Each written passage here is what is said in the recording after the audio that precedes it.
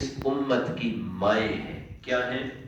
مائیں ہیں. اللہ قرآن میں فرماتا ہے، 21واں پارہ ہے، سورہ احزاب ہے، پہلا رکوع ہے، اس کا وسط ہے تقریباً، ازواجہ امہاتہم.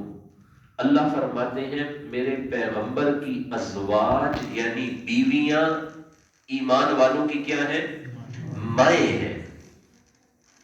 حضرت امیر معاویہ رضی اللہ تعالی عنہ کی ایک ہمشیرہ تھی جن کا نام تھا ام حبیبہ. کیا نام تھا؟ ام حبیبہ. بچے بھی یاد کریں اور بڑے بھی، ان کو دہرائی ہو جائے گی. حضرت امیر معاویہ رضی اللہ تعالی عنہ کی ایک ہمشیرہ کہتے ہیں بہن کو، ان کی ایک بہن کا نام تھا ام حبیبہ.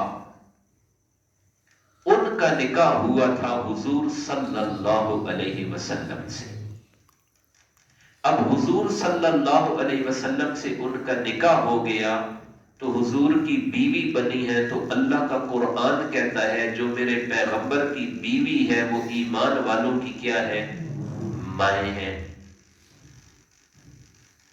اب ان کا نکاح جو اللہ کے نبی کے ساتھ ہوا تو حضرت امیر معاویہ ان کے بھائی تھے، تو حضرت امیر معاویہ رشتہ کے اعتبار سے اللہ کے نبی کے سالے بن گئے. کیا بن گئے؟ سالے، برادر نسبتی. بھائی جو بڑے حضرات ہیں کہ ہماری جو بیوی ہے اس کے جو بھائی ہیں وہ ہمارے سالے ہیں رشتہ کے اعتبار سے، ہمارے سالے ہیں رشتہ کے اعتبار سے. تو ہماری اولاد کے ہمارے سالے کیا بن گئے؟ ماموں بن گئے کہ نہیں؟ ماموں ہے نا بھائی. ہماری بیوی اس کے بھائی رشتہ کے اعتبار سے ہمارے سالے بنے، لیکن ہماری اولاد کے رشتہ کے اعتبار سے جو ہمارے سالے تھے وہ کیا بن گئے؟ ماموں بن گئے، کیونکہ ہماری بیوی کے بھائی ہیں. اب سمجھ آ گئی ہے؟ حضرت امیر معاویہ رضی اللہ تعالی عنہ کی بہن ہے ام حبیبہ. ان کا نکاح اللہ کے نبی سے ہوا تو ہمارے نبی کی بن گئی وہ بیوی، اور قرآن کہہ رہا ہے کہ نبی کی بیوی ایمان والوں کی ماں ہے. تو جب وہ ہماری ماں ہے تو ان کے جو بھائی ہیں وہ ہمارے کیا بن گئے؟ ہماری ماں کا جو بھائی ہوتا ہے وہ ہمارا ماموں ہوتا ہے یا نہیں؟ بھائی ہماری جو مائیں ہیں تو ہماری ماؤں کے جو بھائی ہیں تو وہ رشتہ کے اعتبار سے ہمارے کیا بنتے ہیں؟ ماموں. تو اگر قرآن جو کہہ رہا کہ ام حبیبہ رضی اللہ تعالی عنہ وہ ہماری ماں ہیں تو ان کے جو بھائی ہیں امیر معاویہ رضی اللہ تعالی عنہ وہ ہمارے کیا بن گئے؟ ماموں. رشتہ سمجھ آ گیا ہے؟ اب اس وجہ سے ان کو کہا جاتا ہے خال المسلمین. حضرت امیر معاویہ رضی اللہ تعالیٰ کہ مسلمانوں کے خالو، مسلمانوں کے ماموں. تو حضور صلی اللہ علیہ وسلم کے ساتھ ایک تو یہ قرابت ہے، رشتہ داری ہے، ایک یہ روحانی، ایک خونی رشتہ ہو گیا، روحانی رشتہ صحابی ہونے کے اعتبار سے ہو گیا، کاتب وحی ہونے کے اعتبار سے ہو گیا. اور حضور صلی اللہ علیہ وسلم نے ایک اور اعزاز جو انہیں بخشا، آپ نے فرمایا معاویہ اللہ نے ہر نبی کو ایک رازدار عطا فرمایا ہے، اللہ نے میرا رازدار تجھے بنایا ہے، جس کے ساتھ پیغمبر راز کی باتیں کرتا ہے. اپنی بھائی سیکرٹ باتیں ہم بتاتے ہیں نا، اپنے خاص دوست کو بتا دیتے ہیں نا. آپ فرماتے ہیں معاویہ اللہ نے ہر پیغمبر کو ایک رازدار دیا ہے، تو میرا رازدار اللہ نے تجھے بنا دیا کہ تو میرا رازدار ہے. اور حضور صلی اللہ علیہ وسلم کا اتباع اس قدر ہے ان میں، پیر اور محبت اس قدر ہے نبی کے ساتھ. روم کے ساتھ، رومی لشکر کے ساتھ ایک معاہدہ ہوا سیدنا امیر معاویہ رضی اللہ تعالیٰ عنہ کا جنگ بندی کا، کہ بھائی اتنے عرصے تک آپس میں جنگ نہیں کریں گے، جنگ بندی ہے. تو جب وہ جنگ بندی کی مدت ختم ہونے لگی، تھوڑے ہی دن رہ گئے، تو حضرت معاویہ رضی اللہ تعالیٰ عنہ نے ایک لشکر پہلے ہی روم کی سرحد پہ بھیج دیا کہ تم نے جنگ لڑنی نہیں، جنگ بندی کی مدت ختم ہونے والی ہے، جو ہی وہ مدت ختم ہوتی جائے تم نے حملہ کر دینا ہے۔ تو ان کو شکست ہو جائے گی، وہ اپنی تیاری میں نہیں ہوں گے۔ اب لشکر بھیج دیا۔ حضرت عمر بن عبسہ رضی اللہ تعالی عنہ صحابی ہیں، ان کو پتہ چلا، انہوں نے گھوڑا دوڑایا، پہنچے وہاں سرحد پہ۔ امیر معاویہ رضی اللہ تعالی عنہ سے عرض کرنے لگے، امیر المؤمنین آپ نے یہ تو کر دیا ہے کہ لشکر پہلے ہی سرحد پہ بھیج دیا ہے کہ جب وہ مدت ختم ہوتی جائے تو تم نے حملہ کر دینا ہے، لیکن ہمارے پیغمبر کا فرمان اس کے خلاف ہے جو آپ کہہ رہے ہیں۔ ہمارے نبی نے فرمایا تھا کہ مسلمان جب وعدہ کر دیتا ہے، عہد و پیمان کرتا ہے تو پھر دھوکہ نہیں دیتا، اور آپ حملہ تو نہیں کریں گے، لیکن ہمارے پیغمبر کا فرمان ہے کہ دونوں طرف سے مساوی ہو پھر بات، کہ اگر تمہارا لشکر، آپ کا لشکر سرحد پہ پہنچتا ہے تو انہیں بھی کہہ دیں کہ آپ کی لشکر مدت ختم ہونے والی ہے، سرحد پہ پہنچا دے، لڑائی جب مدت ختم ہوگی تب ہوگی۔ تو حضرت امیر معاویہ نے اسی وقت لشکر کو حکم دیا، پیغمبر کے فرمان کے خلاف کام ہوا ہے، لشکر واپس آ جائے، کہ میں نبی کا حکم وہ نہیں چھوڑ سکتا۔ لشکر واپس بلوا لیا کہ شکست ہو اس کی کوئی پرواہ نہیں، لیکن پیغمبر کی حکم کی خلاف ورزی نہ ہو۔ اور آپ صلی اللہ علیہ وسلم کے ساتھ یوں محبت تھی کہ آپ کے ایک دفعہ خود بال تراشے، اور بال کاٹنے کے بعد حضور صلی اللہ علیہ وسلم کے بال مبارک حضرت معاویہ رضی اللہ تعالیٰ عنہ نے سنبھال لیے، اور سنبھال کے وصیت کی گھر والوں کو۔ وصیت کیا کی؟ صرف بال ہی نہیں تھے، بہت سے تبرکات تھے۔ اسی وجہ سے فقہاء یہ مسئلہ بھی اخذ کرتے ہیں، وہ فرماتے ہیں کہ تبرکات اولیاء جو ہیں یا وہ صحابہ جو ہیں، ان کا ایک مقام ہے اور حیثیت ہے، اس کا انکار کرنا یہ جائز نہیں۔ تو سیدنا امیر معاویہ رضی اللہ تعالی عنہ نے صرف آپ صلی اللہ علیہ وسلم کے بال مبارک نہیں، آپ کے ناخن مبارک بھی، جو آپ نے ناخن کاٹے تھے نا، وہ ناخن مبارک بھی حضور صلی اللہ علیہ وسلم کے، اور ایک چادر مبارک بھی حضور صلی اللہ علیہ وسلم کی، یہ سنبھال کے رکھی ہوئی تھی، اور کہا تھا اپنے گھر والوں کو کہ جب میں دنیا سے چلا جاؤں تو حضور صلی اللہ علیہ وسلم کے یہ بال مبارک، یہ ناخن اور یہ چادر، یہ بال اور ناخن میری آنکھوں پہ، ناک پہ، کانوں پہ اور منہ پہ روئی کی بجائے یہ جگہ، یہ چیزیں متبرک رکھ دینی ہے، انشاءاللہ ان کی برکت سے میری نجات ہو جائے گی۔ یہ انہوں نے کیا تھا۔ ایک چادر کا پتہ چلا کہ فلاں ایک صحابی ہے حضرت کعب بن زہیر رضی اللہ تعالی عنہ، کہ ان کے پاس اللہ کے نبی صلی اللہ علیہ وسلم کی ایک چادر ہے، تو ایک آدمی بھیجا، 200 میل کے فاصلے پہ وہ آدمی تھا جس کے پاس چادر تھی، سواری بھیجی، جاؤ انہیں بلا کے لاؤ، انہیں ساتھ لایا گیا، یہ شخص جاتا ہے ان کو لے کے آتا ہے، حضرت امیر معاویہ رضی اللہ تعالی عنہ ان سے کہنے لگے، اب سننا، یہ ایک چادر جو اللہ کے نبی کی تمہارے پاس ہے یہ مجھے دے دو، اس کے بدلہ میں میری 64 لاکھ مربع میل کی حکومت لے لو۔ بات سمجھ آ گئی؟ جن کی ہاں قدر ہو نا، قدر ہو، میں نے عرض کیا نا، وہ گوہر کی قدر جوہر ہی جانتا ہے، سونار ہی جانتا ہے، کہ یہ چادر دے دو، میری 64 لاکھ مربع میل کی حکومت جو پھیلی ہوئی ہے یہ ساری میں تمہیں دیتا ہوں، مجھے اللہ کے نبی کی ایک چادر مبارک دے دو۔ تو وہ بھی جانتے تھے کہ کس درد سے اور کس انداز سے بات کی ہے۔ انہوں نے کہا حضرت یہ تو اب یہ بھی کتنی بڑی ان کی بھی قربانی تھی کہ میں حکومت سلطنت کچھ نہیں لیتا، یہ چادر میں آپ کو ہدیہ کرتا ہوں اللہ کے نبی صلی اللہ علیہ وسلم، اور اس کے بارے میں بھی وصیت کی تھی کہ یہ بھی میرے ساتھ قبر میں میرے اوپر رکھ دینا، یہ میری بخشش کا یہ چیزیں ایک وسیلہ بنے گی۔ تو آپ رضی اللہ تعالی عنہ 22 رجب کو دنیا سے تشریف لے گئے، اور زور کے بعد آپ کا جنازہ ہوا دمشق میں، جنازہ پڑھانے والے بھی خوشبخت صحابی تھے، حضرت ضحاک بن قیس رضی اللہ تعالی عنہ، انہوں نے سیدنا امیر معاویہ رضی اللہ تعالی عنہ کا جنازہ پڑھایا۔ آج یہ مظلوم صحابی ہے، مظلوم صحابی حقیقت میں یہ مظلوم ایسے ہیں کہ اپنے اہل و سنت بھی بیچارے نہیں سمجھتے ان کے مقام کو، اہل و سنت بھی۔ حالانکہ بریلوی مکتبہ فکر کے جو عالم گزرے بڑے، امام احمد رضا خان بریلوی رحمہ اللہ، انہوں نے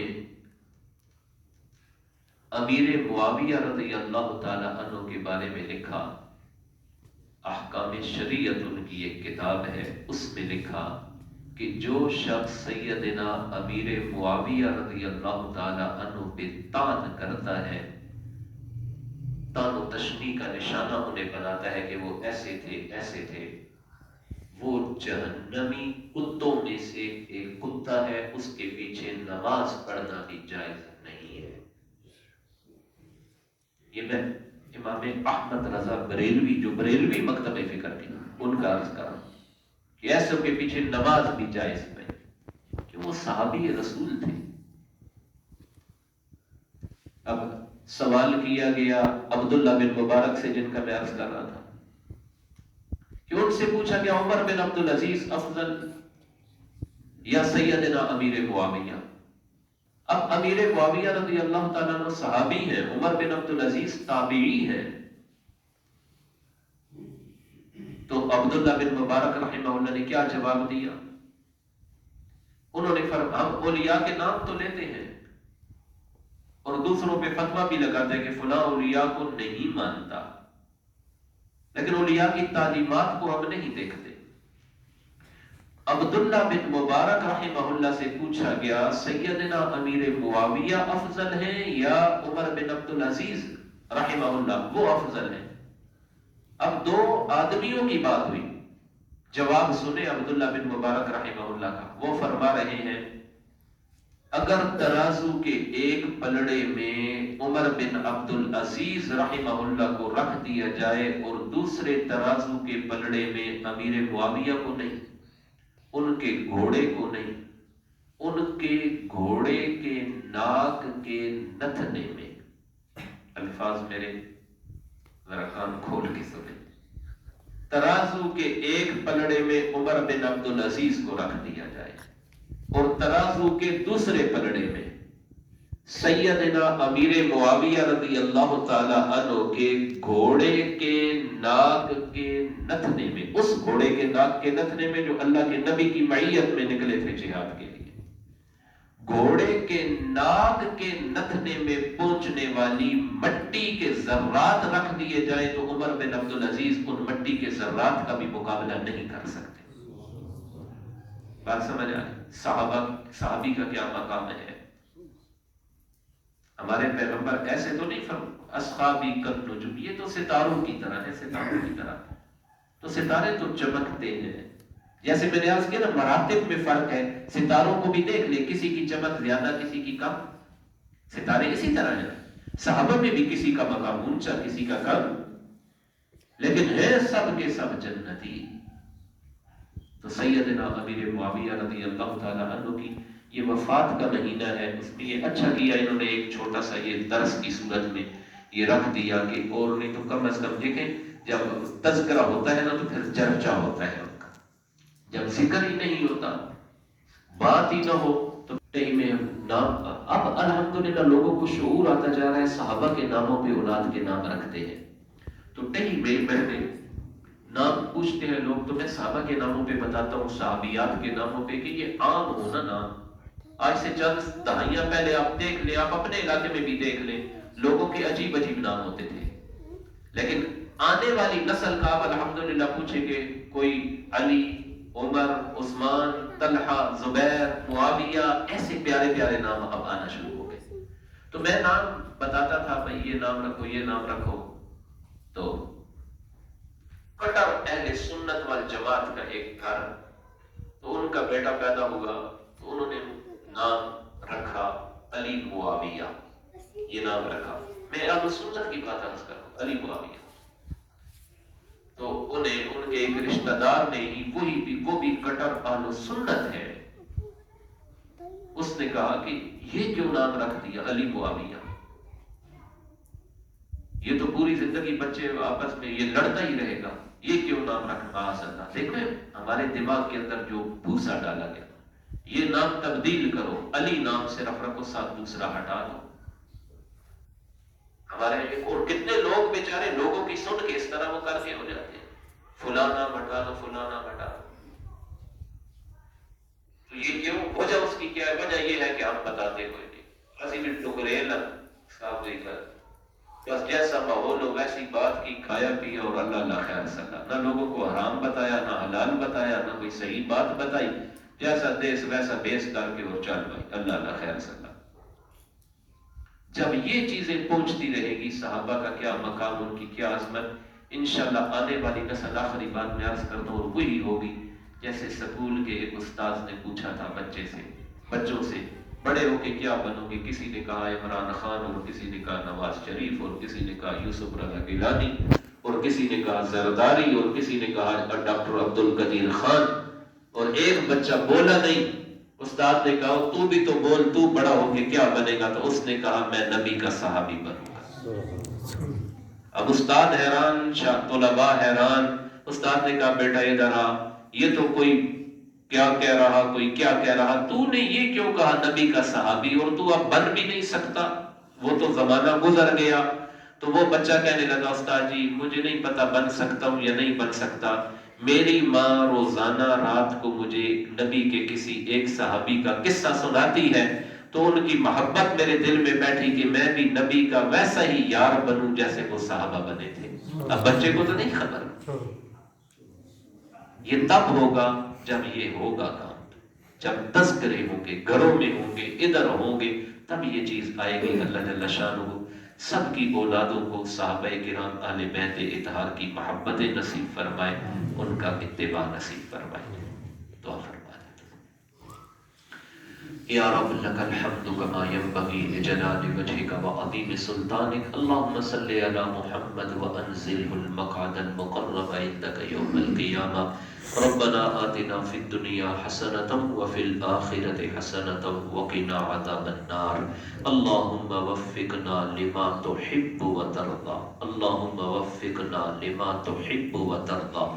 میرے مولا اپنے فضل و کرم کے ساتھ تھوڑی دیر جو تیرے گھر میں تیری توفیق کے ساتھ تیرے نبی صلی اللہ علیہ وسلم کی جان نثاروں کی فدائیوں کی بات ہوئی، میرے مولا اپنی بارگاہ میں قبول فرما کر اسے ہی ہم گناہگاروں کی بخشش کا ذریعہ بنا دے، اپنے حبیب صلی اللہ علیہ وسلم کی، آپ صلی اللہ علیہ وسلم کے اہل بیت اطہار صحابہ کرام رضوان اللہ تعالی علیہم اجمعین کی محبتیں، ان کا اتباع نصیب فرما دے۔